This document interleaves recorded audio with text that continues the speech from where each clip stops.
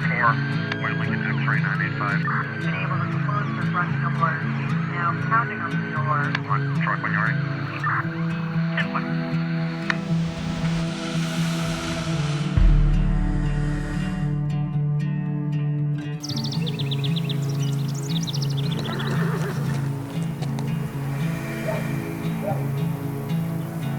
Je m'appelle Brenda. J'ai été policière à la GRC pour 20 ans, entre 2000 et 2020.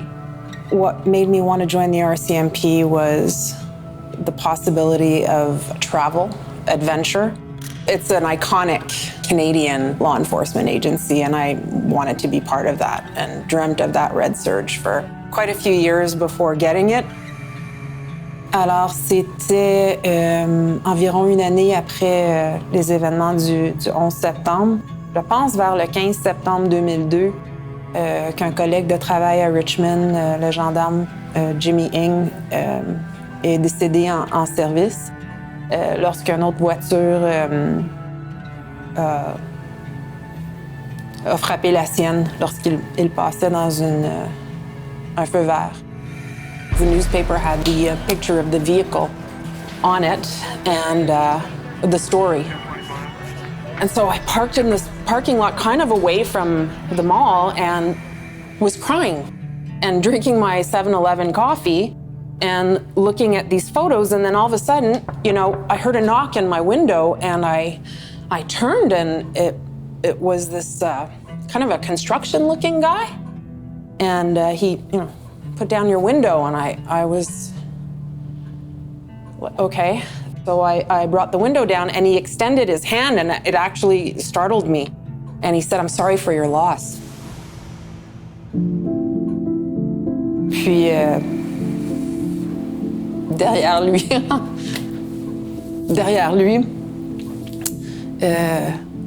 il y avait une ligne de gens qui attendaient pour offrir leurs condoléances. Whenever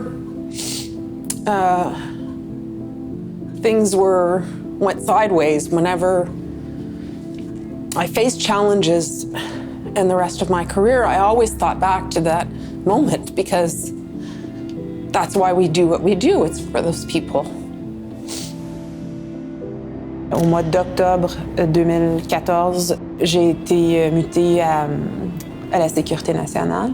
It came with all the youth that were leaving Canada to go join ISIS and other terrorist entities. So that's when things started to go a little bit sideways for me in terms of my coping with stress. What ended up happening was we obtained a peace bond for two individuals that were, well, they actually did travel to Turkey and were turned back. Puis une des conditions était qu'ils portent des bracelets à la cheville, des GPS. Et puis, à ce moment-là, j'avais des inquiétudes par rapport au fait que, à part du bracelet à la cheville, il n'y a rien qui pouvait arrêter ces gars-là de venir cogner à ma porte. So my daughter's room was at the front of the house, which to me was the most vulnerable spot, right off the street. I couldn't see her. My bedroom was next to hers down a hall, so I started to sleep on the couch. Like I'd wake up in the middle of the night, check the windows, check the door, do it 3 times with the lock. And it was years later when I went through the Operational Stress Injury Clinic here in Ottawa that I learned that perimeter checks were pretty common for us. And then I, through that, learned how to kind of break those patterns slowly but surely.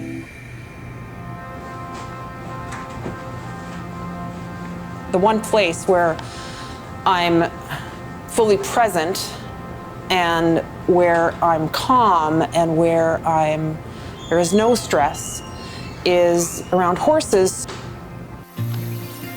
So I then start to think about, well, maybe that's how I can now be of service again.